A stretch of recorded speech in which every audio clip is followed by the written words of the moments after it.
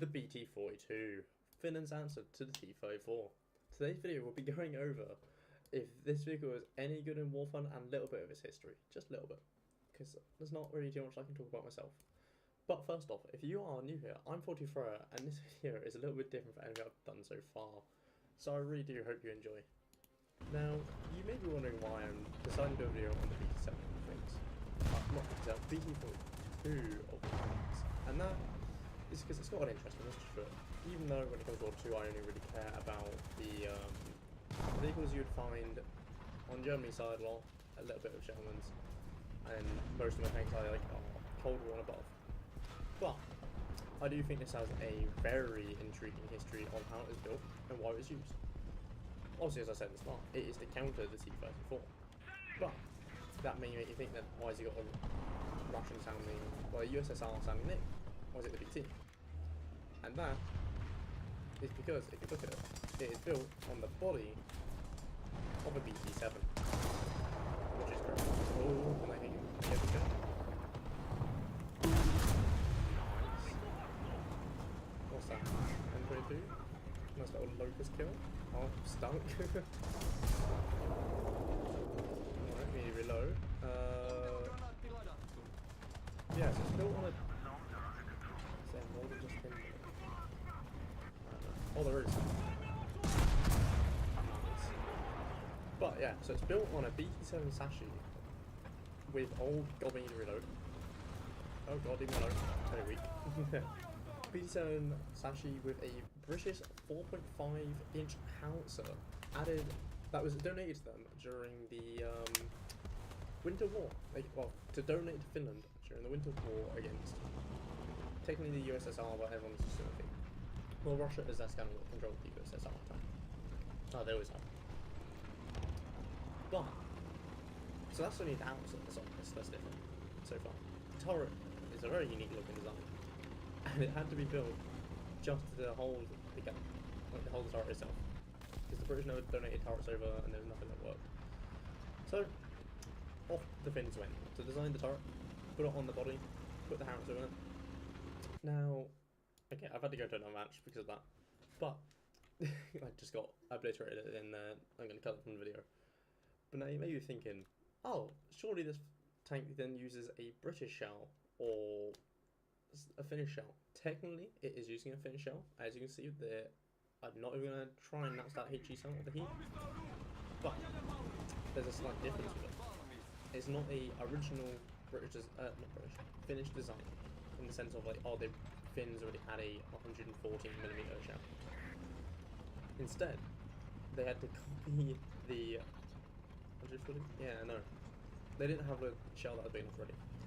That would work to take out the sloped armor on a T-34. So, the Finns went and copied a variant of the German 10.5cm heat for the Bt-42, but there was an issue when it came to firing. The heat would commonly not have the round fuse arm itself correctly. This was mostly due to the velocity and the spin rate compared to the original German 140mm gun that would fire the German shells. And that's just a major issue of this being built into the howitzer that was British. If I remember rightly, obviously I didn't do my greatest research on this bit, but I think it's because of the barrel length mostly, and stuff like that is a major issue. But that doesn't mean this tank is bad in Warthunder. Yes, it's at 1.7. That's mostly because of armor. This tank in game is amazing.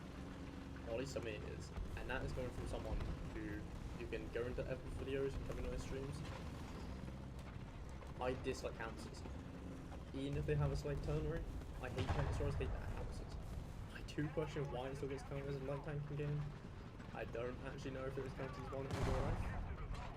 Because it's basically a tank destroyer, it was used as a tank destroyer. That is the whole reason of this thing. And oh my god, I am glad that it actually works. Boom! Oh! I was hoping he would get rid of the fenceman so I can shoot through it. Because we all know what he's trying to do, shooting through anything as it's a big cheap anti-tank, it won't do it. Someone's up there, but that sounds scary as this thing has practically no armor, where it's a BT body. The turret's not that good armor either. Oh shit. That's not good. Turn turret. Never mind. Oh, we tried. Now, I'm not the greatest Warthunder player. I will say that.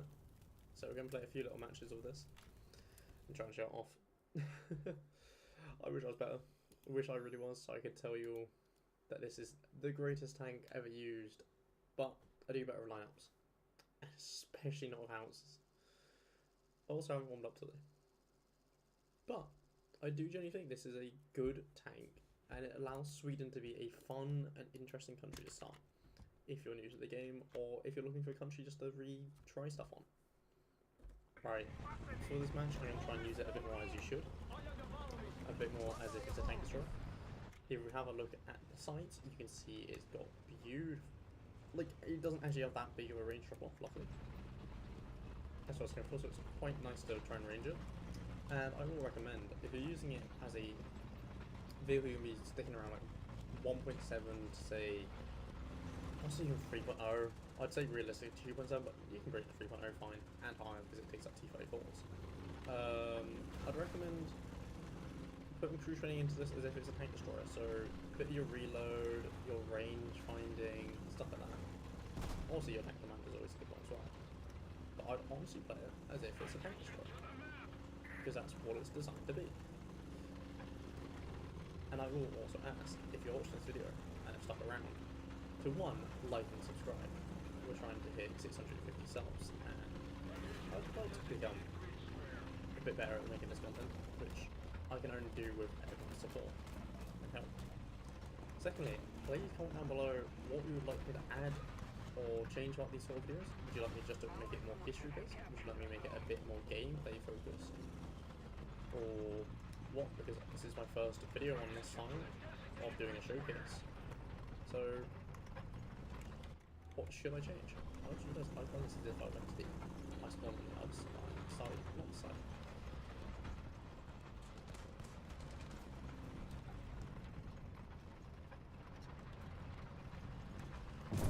Oh shoot, there's 2 people, there's one. Can I survive this? What's that, a BT7, a BT5? It's quite the thing for my barrel. No, BT5. Kind of ironic dying to one. It's not a good showcase for it, but kind of ironic dying to it. I would love to get my Sweden up high enough to bring this up into like high T-34 range and start using it to take them out and just show you that it can do it. I'm not good at Warthunders, I'm not going to be the best person to showcase these vehicles, but believe me, they sure as hell can be used to do it. Now, you may be wondering, we'll go back to a little bit of history, you may be wondering at what point these vehicles see their combat at first, and when built. We'll start off obviously with the bit that makes more sense during the fashion progress as well. They were built during, let me read my script here, 1942 and 1944, so kind of late on, but like a good 2 years of being built. Actually, bit shows that they weren't very useful in real life, as anything else that'd be useful would stick around, especially if they got T-34s and things. But they first saw combat in 1943 at the Severe River, as it was used to bombard Soviet positions. This thing could also very much be used as a concrete buster if needs be, but also that wasn't its original design. It's just what it's kind of ended up being used for, which I actually question if they will ever change the rounds on this in game to show that. Like, getting a lot closer to decimal than I'm entering this thing. This is not what I wanted to do. No, that's not a person. That is.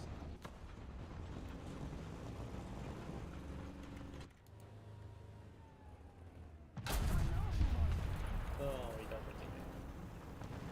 This thing does suffer with having practically no armor, so you are a glass cat. Alright, let's repair the track. This is repairing tracks, it's my engine that needs repairing.